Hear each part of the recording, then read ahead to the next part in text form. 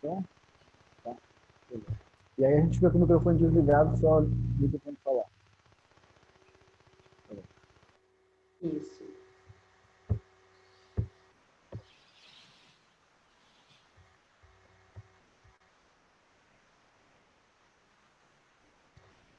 Ok. Podemos começar, então? Bora! Bom, boa noite a todas, todos. Vamos dar início ao nosso webinar de lançamento da edição número 30 da Revista Sur, com o tema Defensoras e Defensores de Direitos Humanos, Raízes, Rostos e Trajetórias. Eu sou a Mari Grisales, sou editora executiva da Revista Sur, e vou fazer uma pequena introdução antes da gente dar a palavra para as nossas convidadas de hoje. Queria dizer que a Revista Sur é resultado de um trabalho coletivo, e por isso eu queria agradecer, primeiro, né, a equipe da revista, ao Renato Barreto, ao Arquias Cruz, que junto comigo tornam possível assim, esse produto lindo que a gente vai apresentar para vocês hoje. Agradecer a equipe da Conectas Direitos Humanos por todo o apoio. Agradecer especificamente a comunicação, que nesse momento está nos dando suporte, né, na questão tecnológica, que é um pouco difícil para mim ainda. Agradecer a editora convidada dessa edição número 30, Denise Dora. E, por último, mas não menos importante, a Fundação Mote, que possibilitou o financiamento, que nos ajudou também a construção dessa revista, que sempre também é muito importante. Então, dou as boas-vindas a todas e todos que estão nos acompanhando nesse momento. E queria começar, então, falando, como já mencionei, a Revista Sur é um trabalho coletivo, e queria que o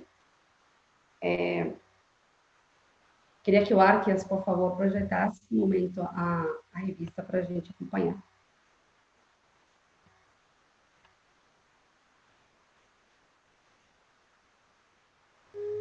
Então, esse é o site da Revista Sur online. Espero que todas e todos tenham conseguido entrar e dar uma olhada na revista. Quem não fez isso ainda tem tempo de entrar, né? sur.conectas.org, nosso site. E aí eu vou começar explicando um pouco de que se trata essa revista para quem não conhece ainda essa edição. Eu só peço desculpas e peço licença para as pessoas que estão como palestrantes desse evento. Eu não vou apresentar vocês porque vai ter uma pessoa que vai apresentar vocês. Então, eu vou só dar uma introdução sobre a revista para depois vocês serem apresentados e apresentadas como corresponde, tá bom? Mas também agradeço a vocês pela presença, pelo tempo e pela contribuição incrível que vocês fizeram a essa edição da revista. A Revista Sur é uma publicação internacional de direitos humanos, da Conectas Direitos Humanos, tem 16 anos de existência e 30 edições. Essa é a edição número 30. É uma publicação em 3 línguas, português, espanhol e inglês, totalmente disponível na internet, no site que a gente acabou de apresentar, de mostrar rapidamente para vocês. É uma revista com foco na discussão de direitos humanos no sul global, isto é, na África, na Ásia e na América Latina. É uma revista que já passou por várias mudanças de formato e de enfoque, e nós estamos muito felizes pelo resultado que essa edição número 30 trouxe para essa edição. Queria falar um pouco de como ela foi importante para nós, essa edição número 30, com esse nome, Defensoras e Defensores de Direitos Humanos. Ela foi muito importante para nós, não só pela abordagem que a gente escolheu, uma abordagem diferenciada, também pelos formatos, pela linguagem, e por ter sido desenvolvida num contexto de crise global, né, de uma pandemia ali de Covid-19, e todos os desafios que isso trouxe tanto para defensoras e defensores de direitos humanos, quanto para as organizações que trabalham com direitos humanos nos diferentes frentes, né? Então, deixar isso aqui registrado, né, que para nós é uma alegria ter conseguido produzir essa edição da revista totalmente de maneira remota e ter conseguido também o número de contribuições que a gente conseguiu, apesar de todas as dificuldades decorrentes dessa pandemia. Então, por que é importante a questão da abordagem? Quando a gente fala de defensoras e defensores de direitos humanos, a gente sabe que o primeiro registro, a primeira imagem que nós temos é de contextos totalmente fechados e perigosos para o exercício da defesa dos direitos humanos, números alarmantes de mortes, assassinatos, ameaças, e também alguns países que são protagonistas, infelizmente, nessa questão de contextos perigosos ou ameaçantes para defensoras e defensores. Como essa é a linha discursiva tradicional, quando se fala de defensoras e defensores, a gente quis olhar desde outra perspectiva.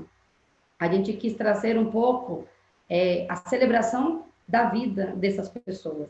Por isso o nome, Rostos, Raízes e Trajetórias, porque a gente queria focar não somente na dificuldade, sem negar isso, mas não queríamos focar nisso, mas focar na vida dessas pessoas. O que faz essas pessoas se tornarem defensoras e defensores de direitos humanos? Quais são as influências que essas pessoas tiveram ao longo da sua vida para isso acontecer? E também, de alguma maneira, como essas histórias, esses rostos, eles permitem também costurar, de alguma maneira, uma esperança para continuar nessa luta que é tão difícil, tão árdua. Então, é uma celebração, de alguma maneira, né, da vida de defensoras e defensores de direitos humanos, sem abrir mão de refletir sobre a questão de segurança e proteção que é imperativo para garantir o trabalho dessas pessoas que defendem e lutam por direitos humanos. O nosso foco, então, foi celebrar, reconhecer essas vidas, trazer essas experiências, histórias de vida, e o resultado que nós tivemos para essa edição, então, foi uma revista com 26 peças, e digo peças porque ela não só tem artigos, ensaios, entrevistas, perfis, fotografia, infográficos, então, 26 peças de 15 países diferentes, com um total de 36 autores e autoras, porque tem algumas peças que são de grupos ou movimentos que são compostas por mais de uma pessoa, uma, duas, ou coletivos, como é o caso do Perifa Connection, que também nos acompanha aqui.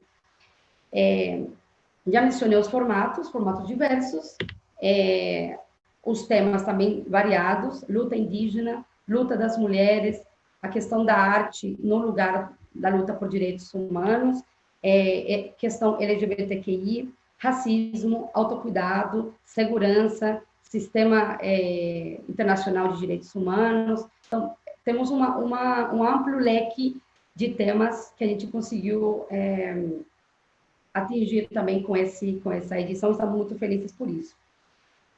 Antes de passar a palavra para o Renato, que vai fazer a mediação da nossa conversa, também queria mencionar duas coisas muito importantes dessa revista que a gente quer deixar também registrado. No processo da elaboração da revista, a gente percebeu a importância da multiplicidade de rostos e também esses rostos, eles tensionaram ao longo do processo a própria nomenclatura ou a categoria defensor, defensora de direitos humanos.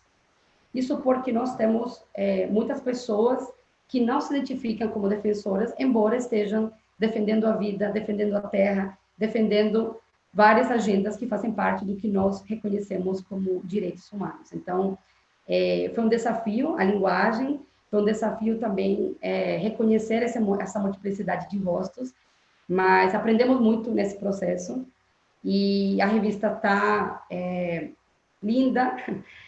A gente somente tem uma pequena representação aqui hoje.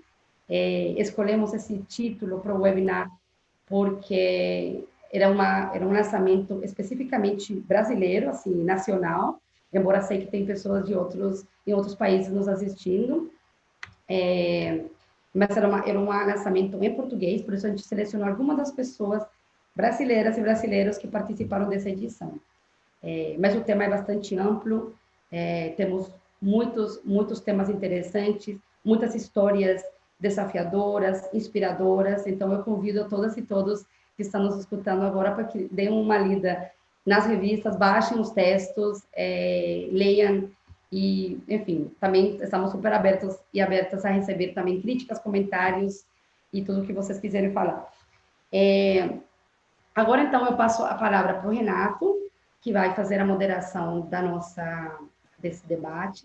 E eu paro de falar porque, de fato, as protagonistas e os protagonistas são as pessoas que vão falar a continuação. Enfim, muito obrigada a todas e todos que nos escutam, obrigada a vocês por estarem aqui com a gente, e espero que esse seja um momento de debate muito frutífero, muito esperançador, no meio de um contexto tão difícil, né, tão desafiante como o que nós vivemos no Brasil, na América Latina e no mundo. Muito obrigada.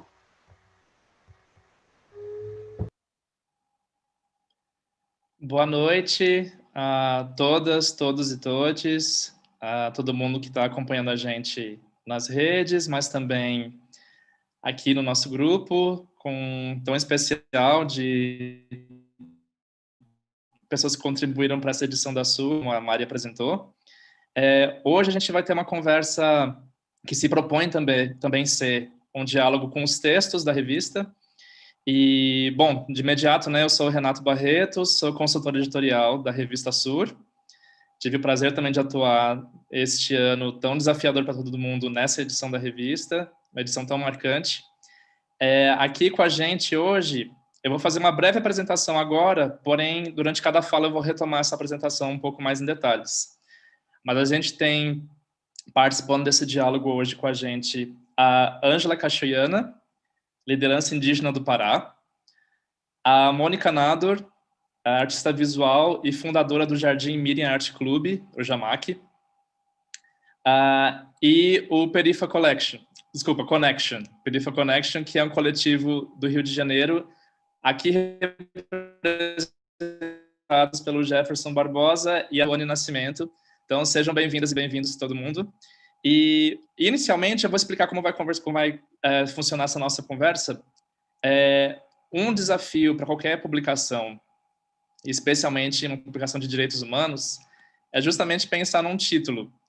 O título dessa edição da Sur, Defensoras e Defensores de Direitos Humanos, Raízes, Rostos e Trajetórias, foi pensado ao longo de alguns meses, justamente para condensar isso que a Mari apresentou, essa intenção de ter um eixo celebratório, mas também um eixo que explorasse as questões prementes da defesa por direitos humanos. Então, como a gente entende que dar título a algo é um processo tanto desafiador, mas que também acaba encabeçando o que um texto quer dizer, uma certa síntese, uma certa origem e um fim. A gente propõe, inicialmente, que todo mundo que está participando hoje aqui da conversa, Ângela, Mônica, Jefferson e Tuane, que a gente consiga, a partir dos títulos dos textos, pensar o que esses textos dizem para os nossos leitores. E essa é uma primeira leva de conversa entre todo mundo que está participando. O título dos textos vai ser esse gancho. E, na sequência, a gente vai sim adentrar essa questão que a gente propôs para o webinário hoje, que é o que é ser defensor e defensor de direitos humanos no Brasil hoje. Que aí é uma questão um pouco mais aprofundada que a gente pode detalhar depois. Então, inicialmente, eu passo a palavra para a Ângela. A gente vai ter 5 minutos, na média, para cada pessoa aprofundar esse debate. E, na sequência, a gente retoma para o segundo momento. Então, Ângela, eu queria justamente começar com você. Então, eu vou passar uma biografia breve da Ângela para vocês. A Ângela é uma liderança da Amazônia brasileira, do povo Carrianã, da terra indígena de Catianá Turraiana, localizada no extremo norte do estado do Pará, na fronteira do Brasil com o Suriname. Ela é integrante da coordenação executiva da Coordenação das Organizações dos Indígenas da Amazônia Brasileira, COIAB, organização base da Articulação dos Povos Indígenas do Brasil, APIB. Em 2019, Ângela esteve em viagem à Europa com a APIB como parte da campanha Sangue Indígena, Nenhuma Gota a Mais. Então, Ângela, bem-vinda. E o título do seu texto e da entrevista que você concedeu para a SUR é Ser Líder, Ser Mulher e Ser Indígena. 3 desafios, 3 barreiras. Então, eu queria que você, por favor, discorresse um pouco sobre o que esse título diz respeito a você e ao que você concedeu gentilmente para a revista. Boa noite, obrigada a todos. E dizer que é uma honra fazer parte dessa edição, e uma edição tão especial e tão desafiadora para a gente, né? Quando eu recebi a proposta, eu fiquei tentando estudar tanto tema, depois eu falei, não vou estudar não, porque eu acho que eu vou falar o que a gente tem vivenciado enquanto alguém que defende, né, o direito de viver. E depois eu fiquei me perguntando por que a gente tem que se classificar, alguns têm que se classificar como defensores de direitos, se deveria ser um compromisso, deveria ser uma luta de toda a humanidade, defender uns aos outros. Foi essa primeira pergunta que me fiz para poder tentar trazer essa reflexão. Eu fico imaginando aqui de tantos outros desafios que a gente tem, mas abordando de quando me perguntaram qual era o maior desafio de ser defensora de direito, a primeira barreira é quando você é mulher. Eu acho que eu não sei quem criou, e só pode ser despeito dos homens, né, que as mulheres têm menos capacidade, né, eu falo do contexto de uma construção desse conceito das incapacidades, que os homens têm mais capacidade e as mulheres têm capacidade. E a partir do momento que você manifesta ou você está à frente dos processos, a primeira dúvida que as pessoas têm é que, por você ser mulher, você tem menos capacidade. Então, é o primeiro desafio você se posicionar e estar no espaço enquanto mulher. Aí esse é o primeiro desafio. O segundo desafio é você ser indígena, né? Eu sou do povo Carriana, né, da terra indígena Catiana Tunaiana, do estado do Pará, e o segundo, eu acho que esse é o mais difícil da sociedade aceitar, porque há uma construção imaginária de diminuir as capacidades de forma geral em relação às mulheres, mas quando se fala de mulheres indígenas, aí você duplica, né, essa dúvida, essa barreira em que as pessoas constroem. Geralmente, no imaginário das pessoas, os indígenas não têm capacidade, os indígenas são inferiores, os indígenas não pensam, quando os indígenas se posicionam ou falam, é porque tem onde que está em casa ou alguém, outra pessoa que está orientando. Então, vem esse peso muito grande. Bom, sem considerar aí todo o preconceito criado no nosso país, essa negação da existência da diversidade dos povos indígenas. Imagina aceitar a capacidade e a contribuição que nós temos na defesa dos direitos, não só dos povos indígenas, mas direito à vida de toda a humanidade, né? Porque quando a gente luta pela demarcação dos territórios indígenas, a gente não está lutando só pela nossa existência enquanto povo indígena, a gente está lutando pela existência da humanidade, porque os territórios indígenas são, isso daí nem preciso discorrer aqui, mas são os maiores berços, são as fontes de vida de toda a humanidade, de água, do ar, minimamente da qualidade de vida. E o último é você ser reconhecido enquanto líder, né? Isso. Eu sempre falo que quando as pessoas se relacionam ou olham, ou imaginam, né, uma liderança indígena, geralmente imaginam uma liderança indígena homem. Eu tenho dito e desconstruído um pouco esse imaginário colonialista em relação à nossa forma de liderar, a nossa forma de ter, né, os personagens líderes entre os povos indígenas. Que quem criou as lideranças homens foram os colonizadores, porque né, de forma geral, os não indígenas, os colonizadores, isso continua acontecendo. Quando faz contato, quando quer tratar alguma coisa, nunca procura as mulheres. Eles geralmente procuram, né, os homens. Os homens foram também uma fonte de enfraquecimento ou de uma certa forma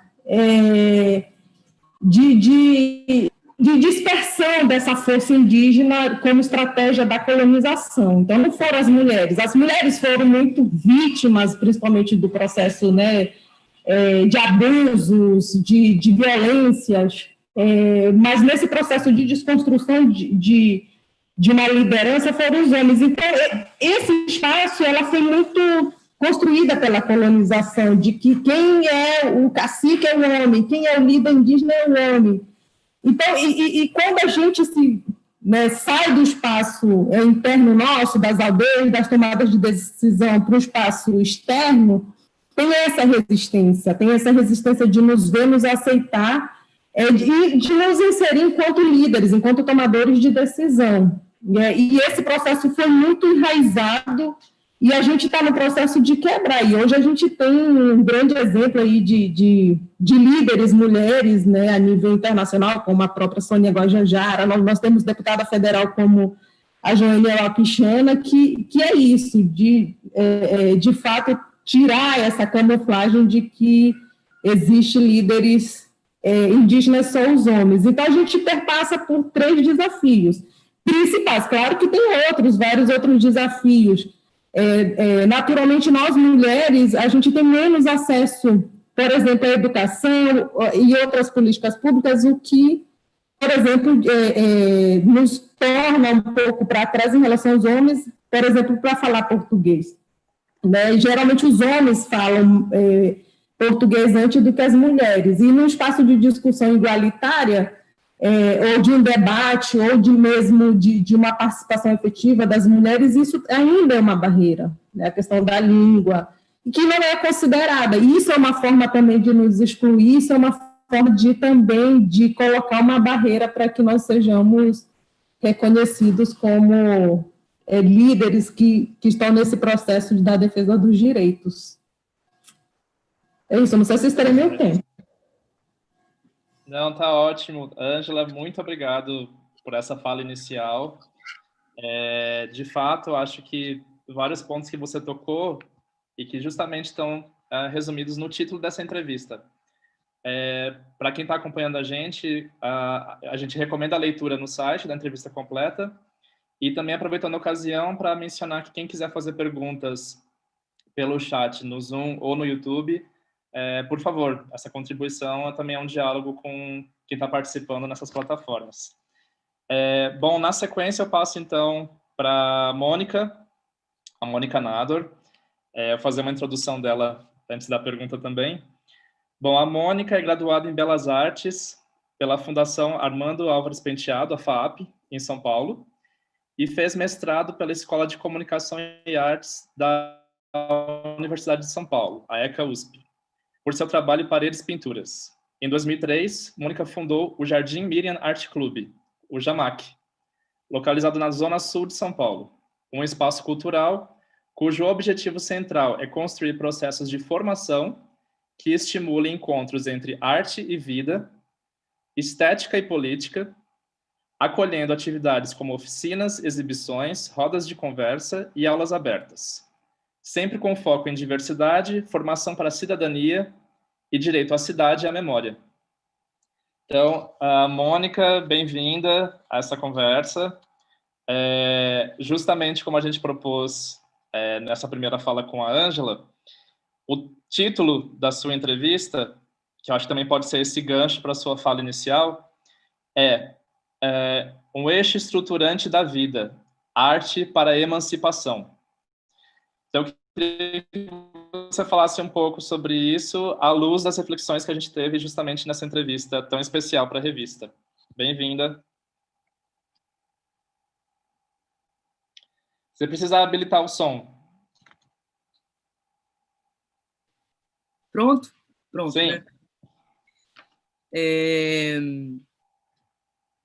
Bom, eu só queria dizer assim que eu também, quando eu fui chamada para fazer essa entrevista, eu, assim como a Ângela, eu também falei, puxa, mas por que direitos humanos não é uma preocupação de todo mundo, né? Quer dizer, não que eu, quer dizer, isso é uma coisa que eu pensei já faz muito tempo.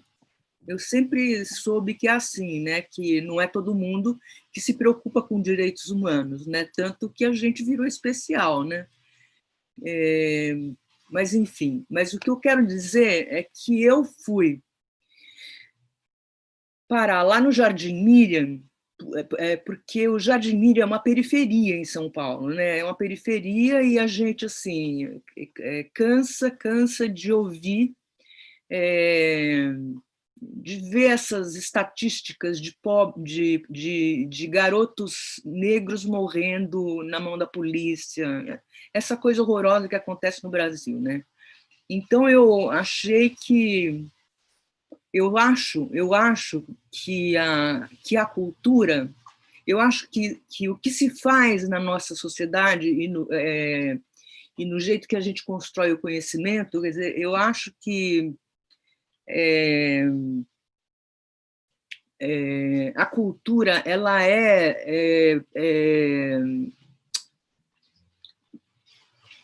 oh, meu Deus, estão me faltando as palavras, mas ela é completamente tirada do seu lugar original e então puseram a cultura num outro lugar e que deixam a cultura presa num quadradinho, num chiqueirinho, né? Então ela perde essa dimensão quer dizer, que é essa coisa que eu falo e que eu acho, né? Que é de estruturar a vida da gente, né? Então, a cultura, na nossa cultura burguesa, né? Ela é vista simplesmente como um penduricalho, né? Na vida do freguês, digamos assim, né? Na vida das pessoas, né? Quando, na verdade, ela deve estruturar as nossas vidas, né? Como ela estrutura a minha, né? Como ela estrutura a de vocês também, a da Ângela, indígena, de vocês também, do Jefferson deve ser assim também, não é? E de vocês dois também, quer dizer, eu não sei se vocês... A do Renato, acho que está estruturando também, né, Renato? Porque vejam vocês, né? As nossas preocupações de cientistas políticos, né, também fazem parte da cultura, né? Quer dizer, também tem essa coisa de você pegar o material, né, a matéria da cultura e dividir, fragmentar e separar tudo, também é uma artimanha da cultura burguesa, né? E isso é uma coisa que a gente sabe, bom, gente, agora vocês vão desculpar que eu fiz mestrado, mas é aquela coisa que a gente sabe que aconteceu no Iluminismo, né? Que foi 200 anos atrás, né?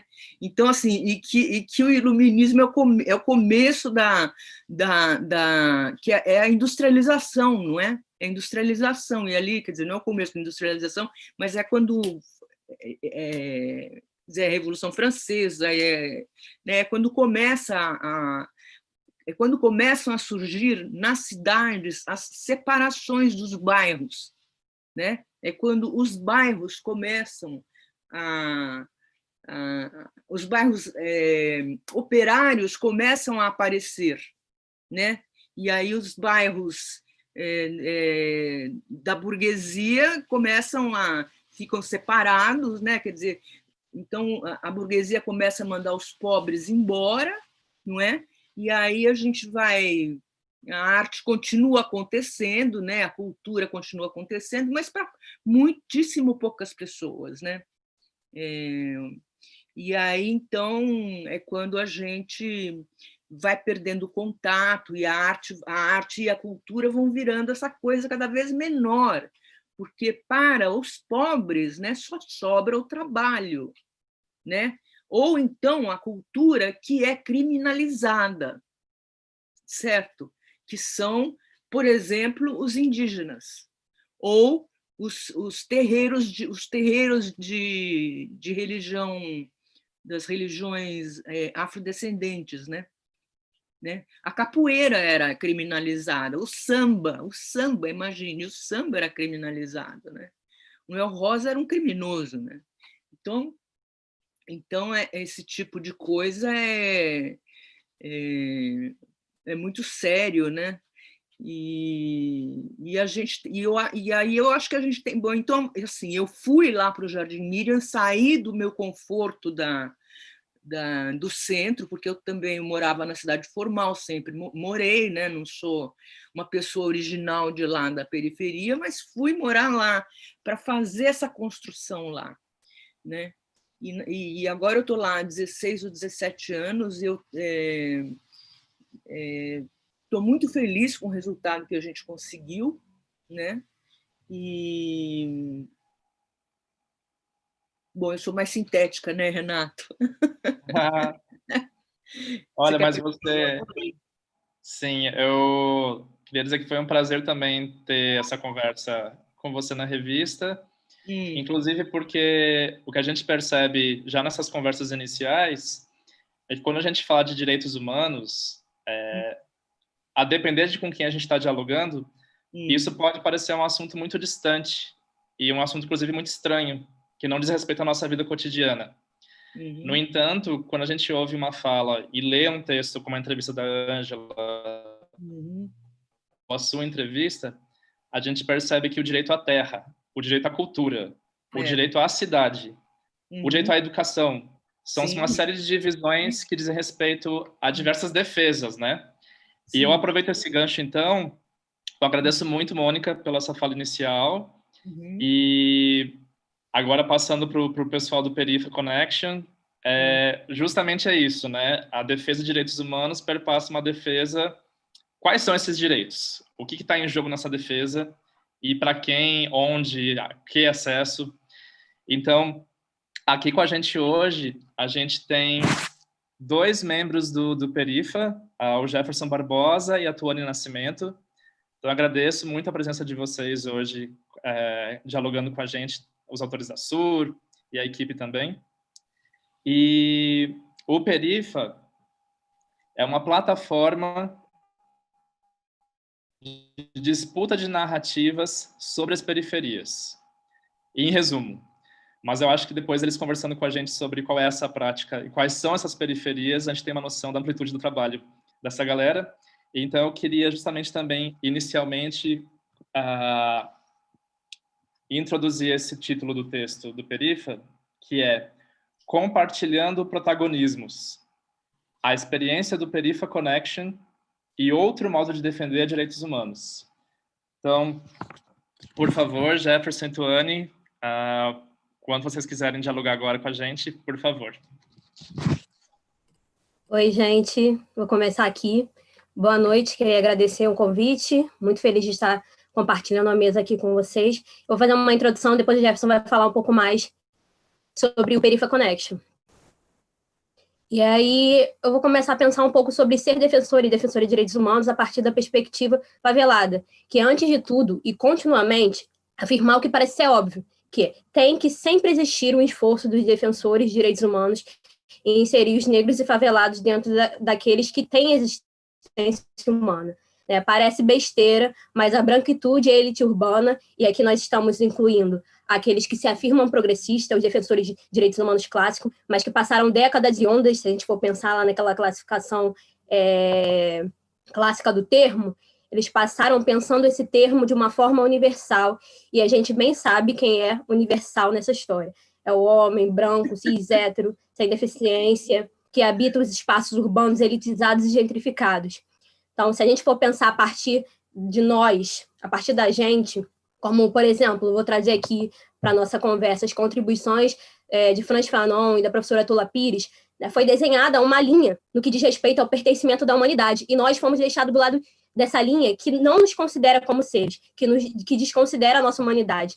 Então, o trabalho do Perifa Connection tem sido o trabalho de diversas organizações e movimentos, nós não somos novos, nós não estamos criando a roda, né, mas nós somos mais um dos muitos nossos ancestrais, dos que vieram antes da gente, que pensam em justamente reverter essa posição que nós fomos colocados. Né, como diz nosso nome, Perifa Connection, é uma tentativa de conectar a periferia, né, de trazer o nosso diálogo e de pensar a partir de nós. Os direitos humanos, eles de nada vão valer se for mais um instrumento de validar a supremacia da existência da branquitude, ao invés de desafiar o sistema de estrutura racista, LGBTfóbica, capacitista, gentrificadora e machista. Muitos perguntam, é uma pergunta que sempre a gente, quando senta, né, para dialogar, nós que somos da periferia, sentamos para dialogar com alguns defensores de direitos humanos dos clássicos, que eu já citei, né, e outras pessoas sempre perguntam, por que a favela não adere o termo dos direitos humanos? Mas eu acho que a pergunta é, por que os defensores e defensoras de direitos humanos não aderem às favelas? Por que eles não ecoam as vozes das favelas? Nós, do Perifa Connection, e dos movimentos que eu citava antes, da nossa tradição, nós vamos no sentido de ocupar esses espaços e ampliar as nossas vozes.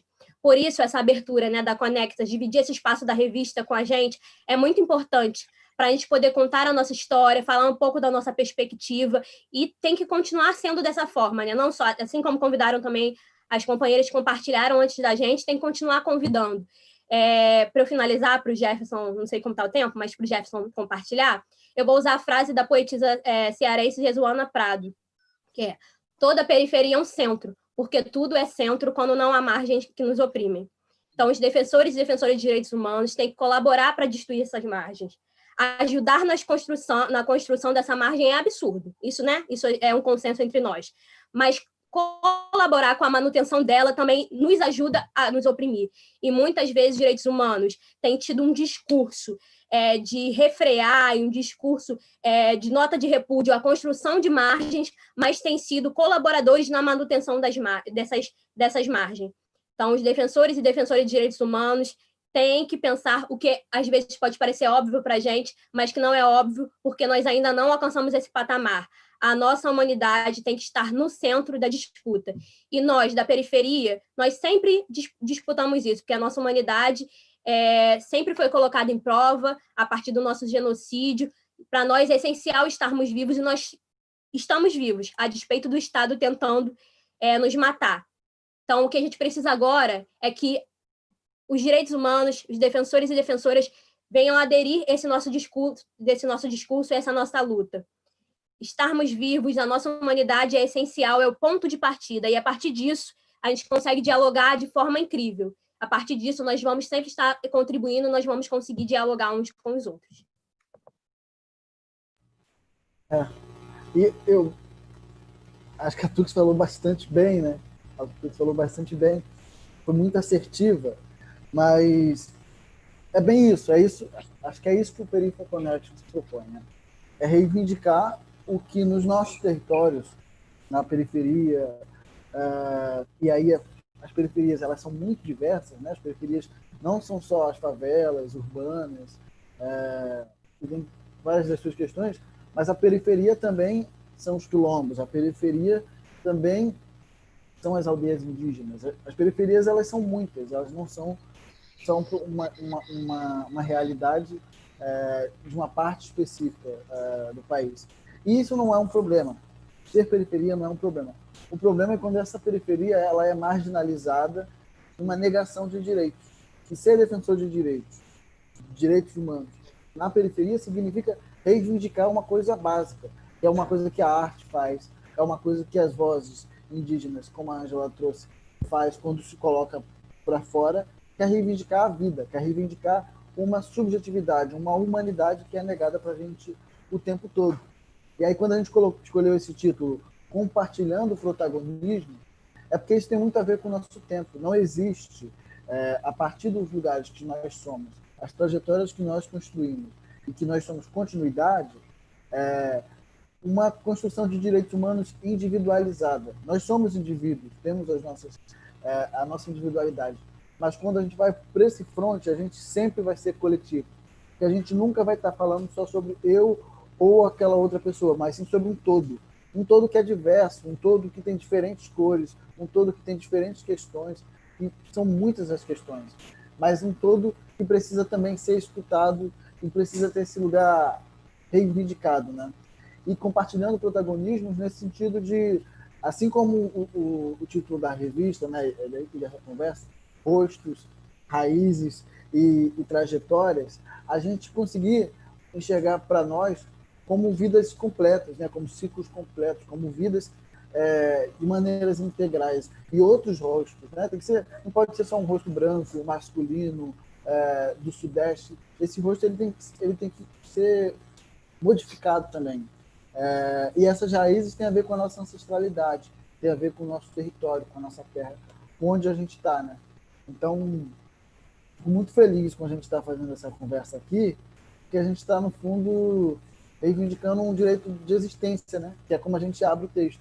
A gente cita um trecho da música Amarelo, de Emicida, que fala: resumir a sobrevivência é roubar o pouco de bom que vivia. A gente não quer só sobreviver. A gente não quer que os direitos humanos sejam só para reivindicar o esclarecimento de um assassinato. A gente quer que os direitos humanos cheguem bem antes. Cheguem quando o Estado não seja só o braço armado da polícia, mas também seja saneamento básico, também seja educação, também seja alimentação. Se a gente começar a usar esses exemplos para falar de direitos humanos para as pessoas, talvez elas entendam que a gente está falando basicamente de uma vida digna e não de um grande lema de determinado grupo político ou coisa parecida, né? Certo. Tuane, muito obrigado. Jefferson também, obrigado pela fala. E a gente está aqui também, entre outros motivos, para celebrar as nossas existências, né? E na sequência, justamente, desse ponto de celebração, mas também de reconhecimento de dificuldades e de tudo que está posto na defesa de direitos humanos no Brasil, hoje em dia. Então, eu adentro agora a nossa segunda fase da conversa, que é justamente o que a gente propôs como reflexão para tanto quem está assistindo a gente aqui nas redes, mas também para os nossos convidados aqui na mesa, que é justamente o que significa, o que é ser defensora e defensor de direitos humanos no Brasil hoje. Então, acho que isso coloca também em xeque o que tem acontecido e a gente tem observado ao longo dos últimos anos, mas também especialmente esse ano, e as reflexões de vocês sobre isso. Então, eu retorno a fala à Ângela, por favor. Foi outra pergunta que eu fiquei pensando de completar, né? Eu acho que hoje não tem sido o que é só ser, é como tem sido ser. Perpassa por isso, porque a gente tem uma clareza o que é ser defensor de direitos humanos no país, mas é diferente muito de como é que tem sido ser. Que é uma pergunta que eu acho que é o que vocês querem escutar. Qual tem sido o desafio de você reafirmar, de você se posicionar e de você continuar tendo coragem de se declarar, de compor e doar sua vida, muitas vezes trocar, no caso de nós, povos indígenas, infelizmente, muitas vezes nós temos que ter trocado a nossa vida, o direito de viver num país que é originalmente nosso, de ocupação nossa, para poder defender aquilo que, como a Mônica disse, que deveria ser uma luta, um compromisso, um preceito de quando você nasce, de compromisso de cada um.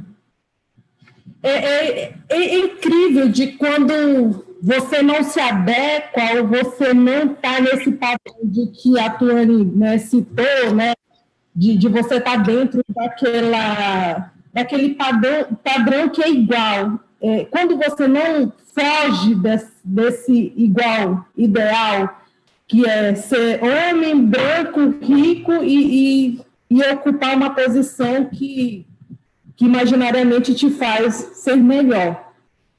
E ainda mais quando você declara de que aquelas pessoas oprimidas, aquelas pessoas que sofrem, aquelas pessoas que estão tendo o seu direito de viver enquanto pessoas, está sendo negado, você automaticamente passa a fazer parte de um seletivo que é isso, de ser marginalizado, de ser colocado na margem porque você não se adequa, não se enquadra. E hoje nós, povos indígenas, bom, isso não é segredo, a gente sempre fala, eu acho que o primeiro movimento social, né, em que esse Estado declarou de ser inimigo número 1 foi os povos indígenas. Isso não é segredo. E isso tem nos deixado numa posição muito maior de situação de vulnerabilidade em relação à negação da nossa vida enquanto povo indígena, né, dentro dos territórios, dentro das aldeias. Essa afirmação, essa negação, né, e sempre foi essa agenda, né, de genocídio indígena, essa agenda de negação indígena, de violação dos direitos indígenas, sempre foi a agenda de governo. Isso daí, nunca houve um governo, não, que ama os índios, que respeita os índios, que admita que ame a gente, mas que respeite a nossa existência, como nós respeitamos a vinda e a existência, né, de pessoas de fora. Mas que, pela primeira vez, tem sido uma agenda oficial declarada, né, uma agenda institucionalizada a atacar os direitos dos povos indígenas, a vida dos povos indígenas. E, automaticamente, né, as lideranças têm sido colocadas numa posição de criminalização, de marginalização e de serem assassinados. Então, hoje, o desafio tem sido muito grande da gente continuar nessa afirmação de que eu sou defensor de direitos humanos, eu estou na linha de frente do movimento indígena. Né, é muito maior do que sempre foi. E isso tem sido né, muito descarado. E, inclusive, de certo tempo para cá, tem sido normalizado. Né? Parece que é normal matar índio, é normal criminalizar índio, é normal perseguir índio. É tudo normal agora. É tudo normal. E esse desafio, e como é que a gente lida, né, com esse desafio de se manter nessa posição, de não desistir, de não recuar? Né? E eu acho que isso tem sido muito claro no movimento indígena, de quando a gente afirmou de que nós nunca foi fácil para a gente, e não seria agora, depois de 520 anos, que íamos recuar e desistir de lutar e defender sobre né, o direito de viver, o direito de ocupar os nossos territórios, o direito de ter aquilo que nos pertence originalmente. Então, e nesse governo tem sido isso, de ser um líder indígena, ser defensor de direitos humanos, você assinar a carta da sua morte, ou da sua perseguição, da sua marginalização, de sua, né, criminalização. Né? Muitas lideranças indígenas têm sido, né, perseguidos, criminalizados, né, posto numa situação de que ela é posto numa situação de vulnerabilidade. E o desafio é isso, e como a gente consegue, né, se manter, como é que a gente consegue continuar tendo coragem para defender algo que não deveria ser só meu papel defender, que deveria ser de todos. Deveria ter um monte de gente também lutando para defender, e não só eu ficar defendendo desse lado, porque quando eu luto, como eu disse, pela demarcação do meu território, eu estou lutando pela vida de todo mundo, pela vida das pessoas que estão lá nos seus apartamentos, estão nos seus carrões, porque sem o território que é protegida por mim, que é mantida por mim, eles não terão a qualidade de vida que minimamente hoje tem, né? Falta muito essa percepção dessa importância.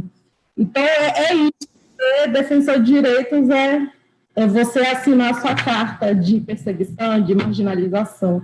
Eu só queria uma coisa muito importante, como é um espaço de diálogo, pedir licença para os meus colegas e comentar sobre a última fala da Tuane, que super me emocionou. Eu acho que essa é a cara, né, do que somos enquanto defensores de direitos e do que somos, de fato, na base, no chão, nas periferias, nos territórios indígenas.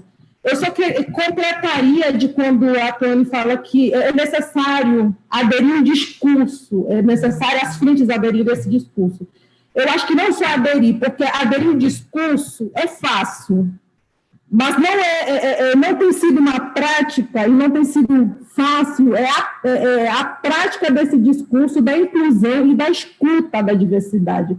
Porque não basta você dizer que você é defensor de direitos e colocar todo mundo no mesmo paneiro, né?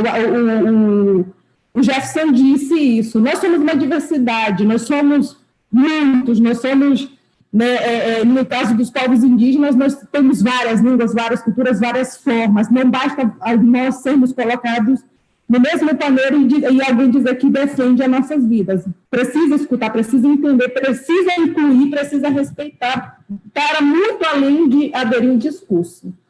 Então, era essa contribuição que eu queria, né, finalizar. Desculpa, eu acho que deu tempo. Imagina. Muito obrigado, Ângela, novamente. De fato, essa pluralidade de formas com que a gente atua enquanto defensoras e defensores também não dá conta da pluralidade dos desafios. E eu acho que também, pegando essa toada para a Mônica, eu queria justamente também entender o que você pensa sobre o que constitui, o que significa ser uma pessoa que defende direitos humanos, incluindo o direito à cultura, que é uma coisa cara para você, no Brasil de hoje em dia. Pois é, eu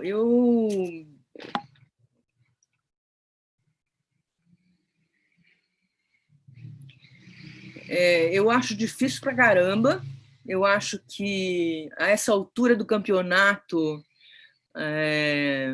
de idade pandemia, eu gostaria de estar mais, né, no front, mas não estou, né, estou ausente aí. Mas eu acho que é essa coisa de... eu acho que é matar um leão por dia, né? Tem, todo dia é dia D, né? Como diria o Torquato Neto, né? E... Enfim, olha, estou aqui chocada. Agora, eu queria dizer uma coisa que eu acho que é legal, que da gente reparar no nosso grupo aqui, que eu sou a única branca. Eu já acho isso, e mulher, né? Ainda por cima mulher, graças a Deus, né? Mas eu acho isso muito... Eu acho que isso é um passo enorme que a gente já está dando, sabe? Né? Apesar de não ser o suficiente, nunca é suficiente, né? Mas eu acho que já temos avanços, né? Já temos avanços. Sim, essa observação que você faz sobre essa mesa acaba sendo também uma observação que a gente faz quando lê as biografias e vê justamente quem contribuiu para essa edição da revista. E justamente aproveitando para reafirmar que tem sido uma preocupação e vai continuar sendo uma preocupação nossa ter uma maior pluralidade. Exato. E aproveitando esse mesmo gancho, Mônica, você tocou num ponto muito essencial, que é justamente esse contexto da pandemia provocou, por força dos acontecimentos, um isolamento, um afastamento, uma pausa em projetos, uma série de questões desse contexto. Você sente justamente que essa atuação sua, enquanto artista, enquanto militante, qual que é o seu prognóstico assim para os próximos tempos, assim? Como que você enxerga essa atuação? Então, na verdade, eu estou louca para voltar, né? Porque eu estou aqui desde março, fora do Jamac, né? Mas também não posso mais morar lá, porque já sei que o ar é horrível, já sei que eu vou ficar doente, né? Já sei tudo. Ele também continua lá, o Jamac, atuando, a gente continua conseguindo fazer ele andar. E tem uma coisa muito legal que outro dia uma moça me falou também numa live que a gente estava fazendo, tal. Eu falei para ela que em algum momento eu saí fora, né, do Jamac e deixei a coisa acontecer lá. Não, eu contei da festa literária que a gente fez e que eu já não participei muito, independente. Bom, aí quando chegou a pandemia eu não participei mesmo, mas já é uma coisa que eu vou me retirando, né? E ela, então, que também é uma menina boliviana, eu acho, ela, então, achou muito legal esse passo para a coisa acontecer independente, né? Para eu não estar lá, né? Para ser uma coisa, quer dizer, que fique mesmo, né? Essa compreensão, né, do papel da cultura por eles, né? Isso foi uma coisa linda que aconteceu, né? Essa compreensão, porque aquilo, né? O Mauro, assim, ele ria do fato dele ter sido criado no candomblé, ele achava isso meio ridículo. E depois, então, ele pôde assumir isso em toda a sua totalidade, né? Foi muito lindo isso que aconteceu, né? E assumir para um público grande, para um público branco, basicamente, né? E foi muito legal ver ele falar isso sem nenhum temor, né? Assumindo isso e tendo orgulho, com orgulho, né? Da sua criação no candomblé. Já é algo relacionado a esse papel do Jamac no território. A gente consegue observar isso como sem dúvida, isso sem dúvida, sem Exato. dúvida. E, Mônica, muito obrigado também. Essa reflexão sobre o Jamac, a meu ver, também tem uma grande reflexão que se conecta à história também do Perifa, em certo sentido, como um coletivo atuante. E eu passo justamente de novo a palavra para o Jefferson e para a Tuane, com essa mesma pergunta: o que significa ser defensor e defensor de direitos humanos no Brasil hoje? Complementando justamente a resposta que vocês deram já no início, com o que vocês desejarem agora complementar em relação aos desafios do momento, por exemplo, e do que vocês anteveem que pode acontecer nos próximos meses. Vou começar agora, e aí a Tussa complementa. Eu acho que ser defensor de direitos humanos no momento atual está sendo compreender que, eu acho que a pandemia fez muito isso para a gente, compreender que nem sempre a gente vai escolher. Na real, a gente já lida com essa realidade há muito tempo, mas às vezes a gente vai ser muito atravessado e vai ter que lidar com pautas que a gente nem imaginava ter que lidar. Por exemplo, nesse contexto da pandemia, muitos grupos que atuam em favelas, em periferias, assim que chegou a pandemia, aquela coisa de lockdown e tudo mais em março, todo mundo começou a se preocupar com duas coisas: comida e água. Porque as pessoas iam começar a perder seus empregos, não poder ir trabalhar, não poder ir para a rua, não ia ter fluxo para quem trabalha na informalidade. Como é que essas pessoas iam continuar se alimentando, que é um elemento básico para a sobrevivência, e tendo água para higiene, material de higiene, essas coisas.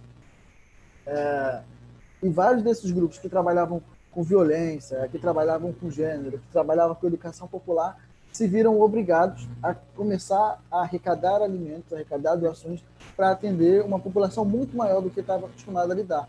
Às vezes, aqui em Caxias, a gente tem uma experiência do Mais Nós.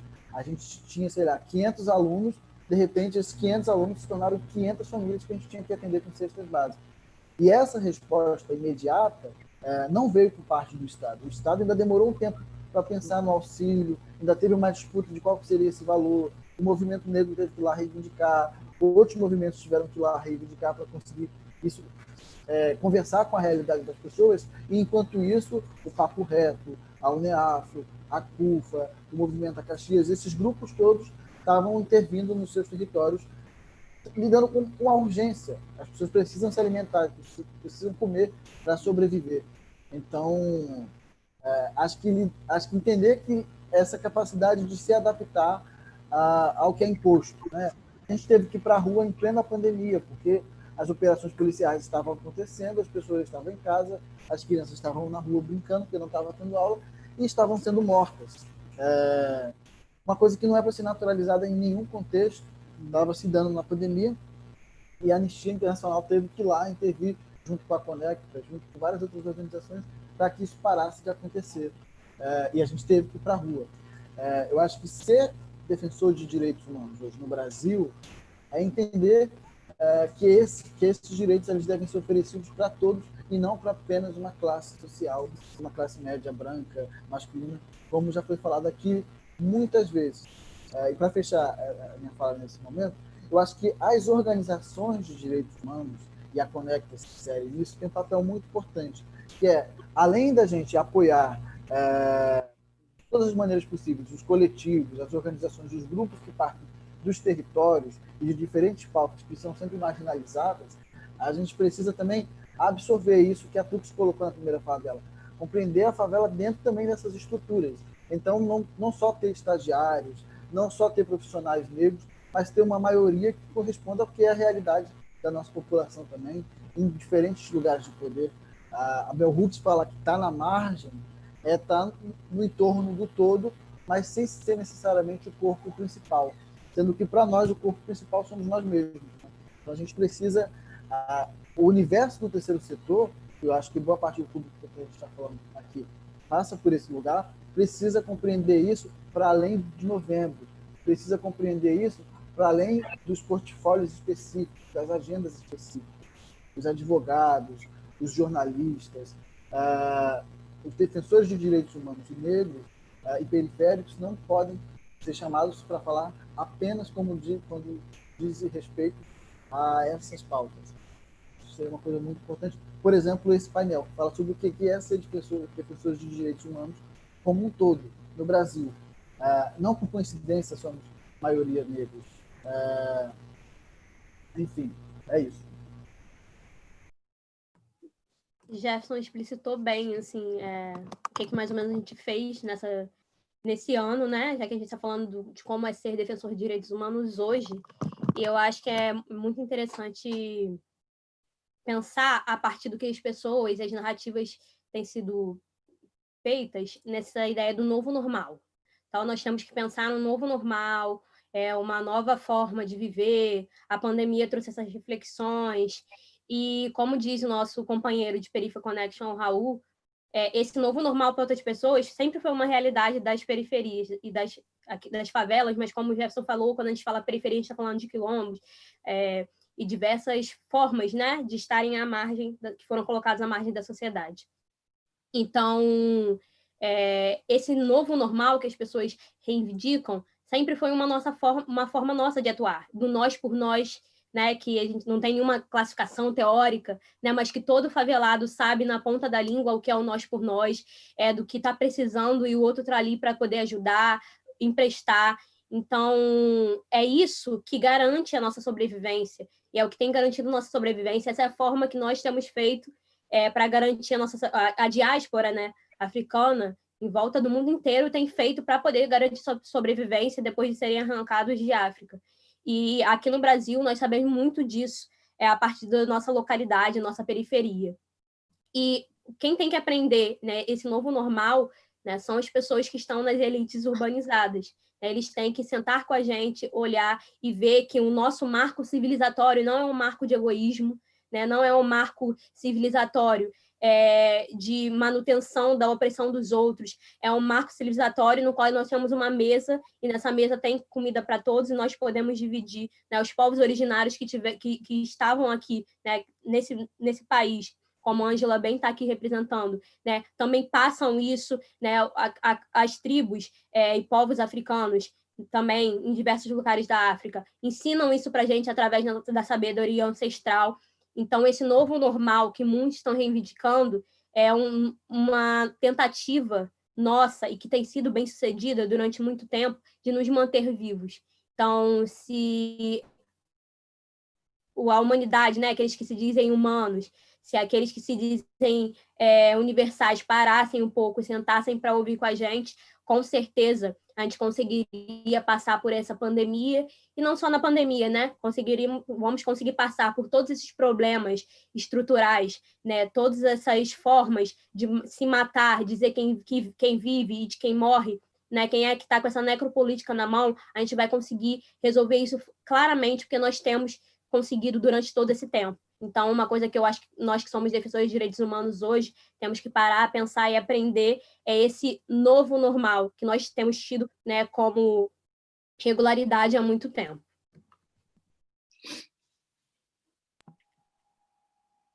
Muito obrigado, Tuane, Jefferson, novamente, a fala muito rica e muito instigante também para esse debate. Eu queria aproveitar esse momento para convidar todo mundo que está assistindo a gente a enviar perguntas para a Ângela, para a Tuane, para o Jefferson, para a Mônica, ou mesmo para a equipe da SUR, pelo chat aqui do Zoom ou pelo YouTube. A gente tem mais alguns minutos ainda desse grupo de diálogo. Eu queria também aproveitar e perguntar para a equipe da SUR, a Mari e o Arquias, se vocês também gostariam de participar com alguma pergunta para todo mundo que está participando hoje.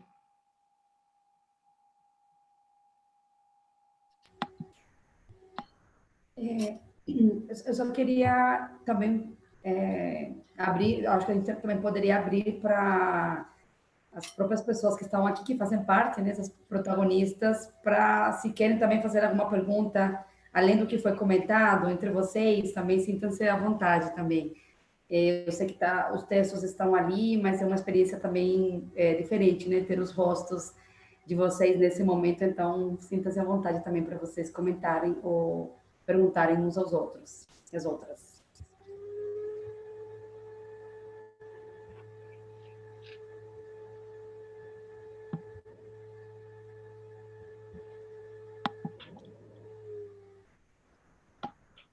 Nós temos uma pergunta que chegou pelo chat. A Stefane Sena pergunta: existe uma definição oficial para identificar defensores e defensoras dos direitos humanos? Existe algum tipo de institucionalização desse termo, defensoras e defensores?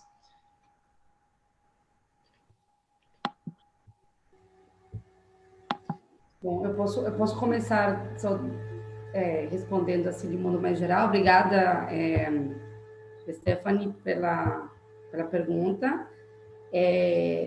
Na verdade, existe uma declaração da ONU de 1998 sobre o que é, não sobre o que é ser defensor de direitos humanos, mas sobre o direito de defender direitos humanos. Então, é uma resolução curtinha de 20 artigos, eu acho, onde está especificado também a liberdade e a responsabilidade que tem pessoas, indivíduos, organizações de sociedade civil, movimentos, de promover e defender direitos humanos.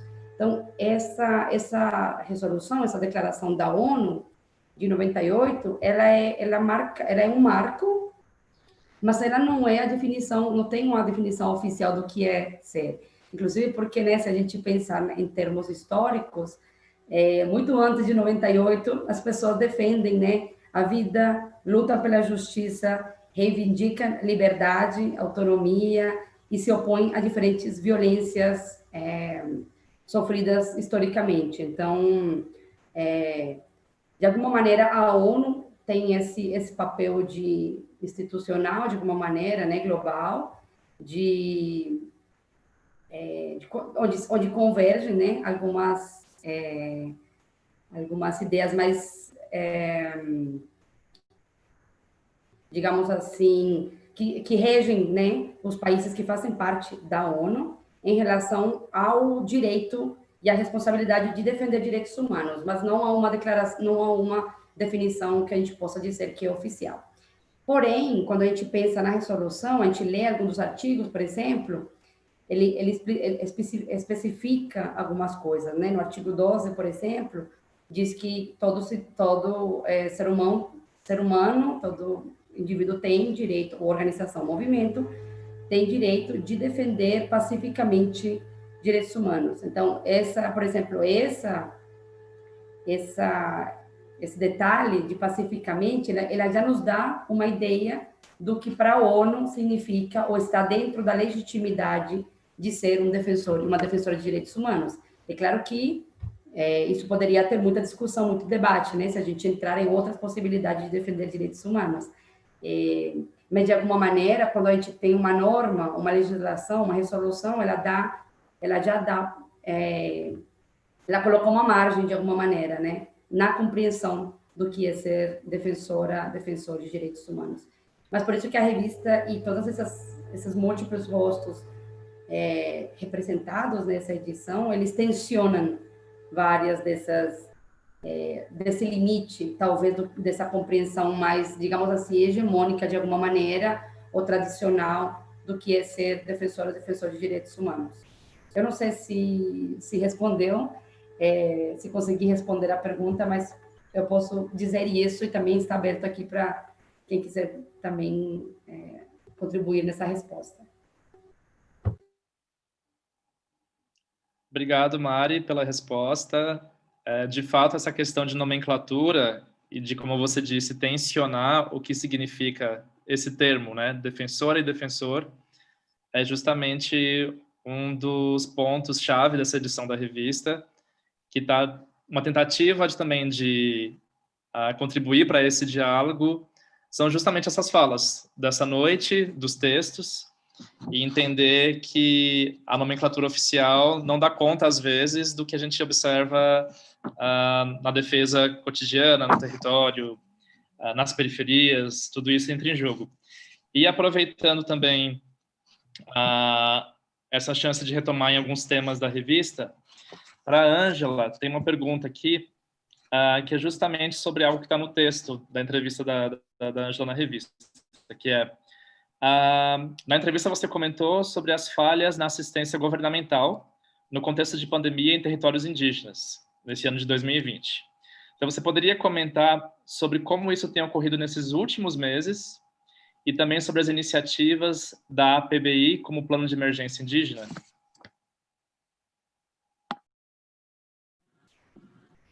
Sim. Bom, como eu comentei na entrevista, é que ninguém esperava a pandemia, mas, de certa forma, houve uma mobilização de fazer os planos emergenciais nas cidades. Enfim, falho, mas houve alguma movimentação. Mas, para o contexto, né, dos povos indígenas, isso não chegou nem a ser pauta de um compromisso do Estado para que houvesse um plano emergencial para atender ou para enfrentar esse processo da pandemia nos territórios indígenas, considerando toda uma diversidade, considerando os contextos de acesso aos territórios e considerando também em alguns, né, territórios totalmente na ausência das políticas públicas de assistência à saúde. E isso fez com que nos territórios indígenas houvesse uma explosão muito grande com prejuízos irreparáveis, de perda de lideranças, perda de muitos idosos, que acabou trazendo um impacto, né, não só de perda das pessoas, mas um impacto de perdas culturais, da memória, enfim. E como resposta, né, à articulação dos povos indígenas do Brasil, que é a PIB, junto com a sua base em todas as regiões da Amazônia, no Nordeste, no Sul, Sudeste, fez uma mobilização grande através das suas organizações indígenas, além de ter os planos específicos para cada território, de cada organização, mas também acionou o Estado, levando essa situação para a instância máxima, para o STF, para que o Estado fosse responsabilizado e cobrado em relação às suas responsabilidades junto à população indígena, né, da falta de assistência. Então, o Estado respondeu através do STF, mas tentando fazer um improviso, tentando nos enganar, essa é a palavra certa, nos enganar de que existia assistência ou certo atendimento.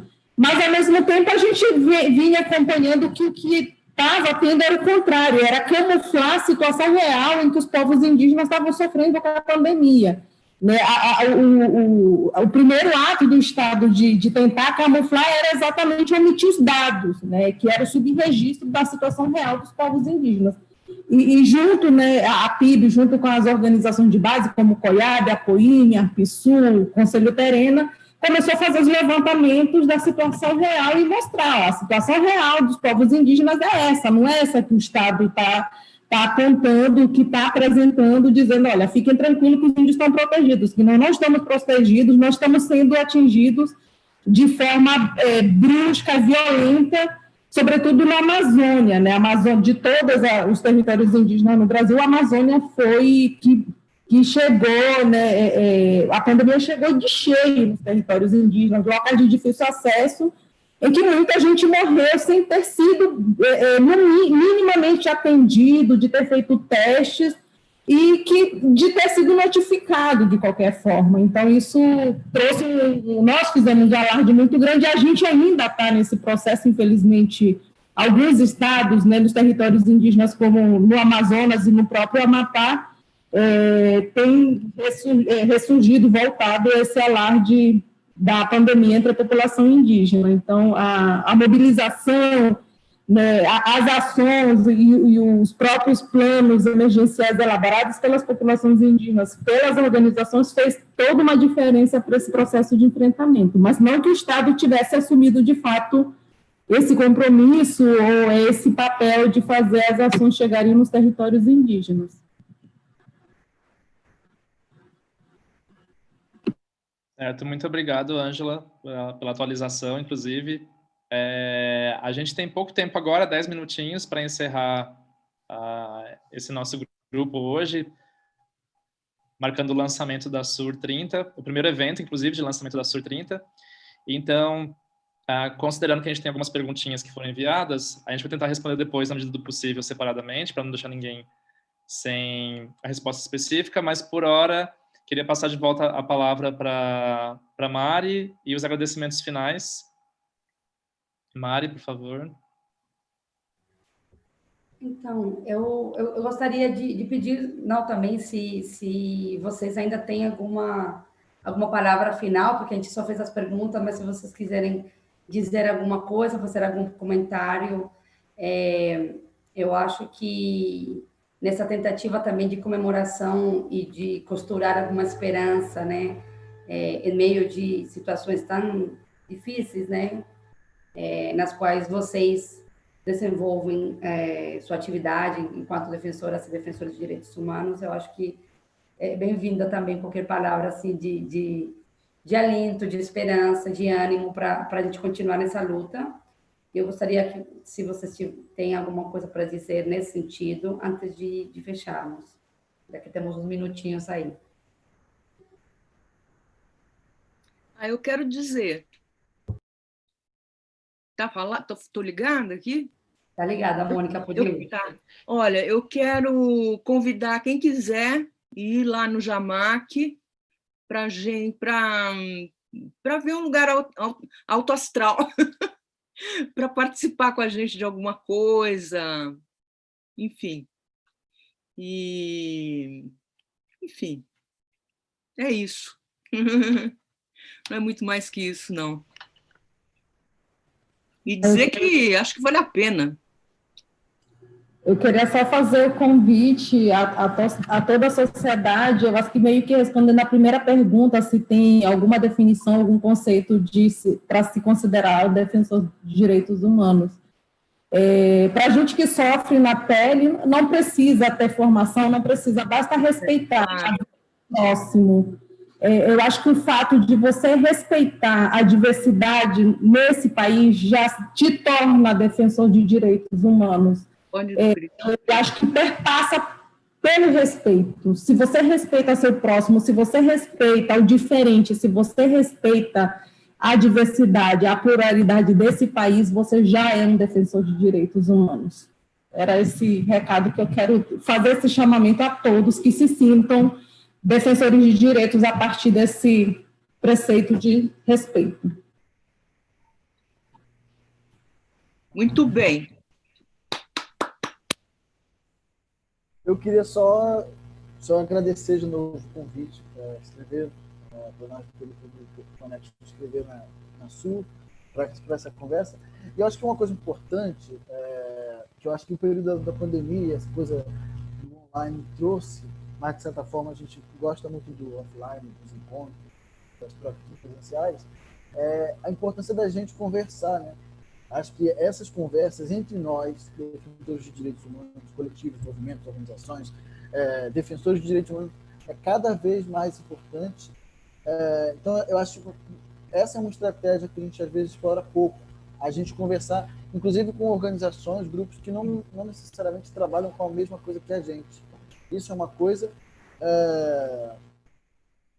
Uma outra coisa é dizer que o Perifa Connection, para além dos 5 integrantes, né, eu, Tux, Salvino Oliveira, da Cidade de Deus, o Wesley Teixeira, aqui de Caxias também, e o Raul Santiago do Alemão, a gente não é um grupo só do Rio de Janeiro. A gente tem uma rede de colaboradores, de pessoas que escrevem, que participam de iniciativas nossas nesses quase 2 anos de existência, do país inteiro. Então, deixar o convite para quem quiser também acompanhar as nossas redes todas e colaborar também, quando quiser escrever na nossa coluna no espaço que a gente tem na Folha de São Paulo, quando quiser trocar uma ideia, pensar uma coisa junto, contem com a gente sempre.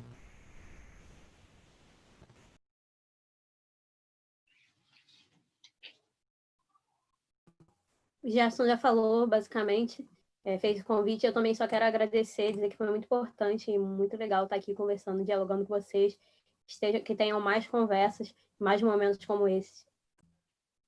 Uhum. Gente, muito, muito obrigada.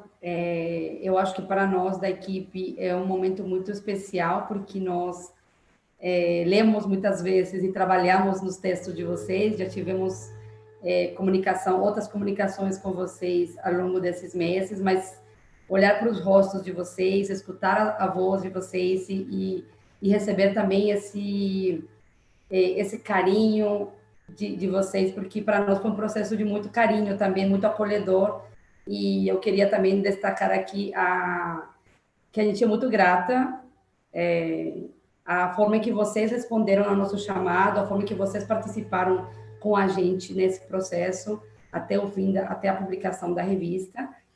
E, bom, e as pessoas que estão nos escutando, convidá-las de novo a que abram, entrem no sur.conectas.org, dêem uma olhada na revista, leiam os textos, tem muitos textos, além dos que foram aqui apresentados, muito desafiadores, muito inspiradores, tem uma galeria de imagens riquíssima, linda, tem poesia. Então, só fica o convite ali para vocês lerem a revista Sur, distribuírem e também, se conseguirem pegar um texto e promover também mais debate, que sirva para a gente continuar. Acho que não tem fim o tema, até porque, como também a Angela falou, né, que quem vive na pele, quem sofre violações e que está sempre, desde que nasceu, desde que existe, resistindo e assistindo como luta, tem muito para nos ensinar. Enfim, a gente está aí nessa caminhada e não vemos também um momento final chegando por enquanto, né, infelizmente. Então, é manter-nos nessa resistência, manter a luta, e só tenho que agradecer a vocês por esse tempo tão gratificante, tão bonito. Obrigada, Tuane, obrigada, Jeff, obrigada, Angela, obrigada, Mônica, obrigada, Arquias e o Renato também por fazerem parte desse processo todo, gente. Só gratidão a vocês. Obrigado, gente, pelo diálogo. E é isso, raízes, rostos e trajetórias é o que a gente tem aqui, conhecendo justamente de perto os autores e autoras da Sur. E reforço o convite da Mari para todo mundo aprofundar as leituras no site da Sur. E Muito obrigado e boa noite para todo mundo. Boa noite, tchau, tchau. Boa noite. Boa noite. Obrigado. Ó, Kiss. Boa noite. Prazer.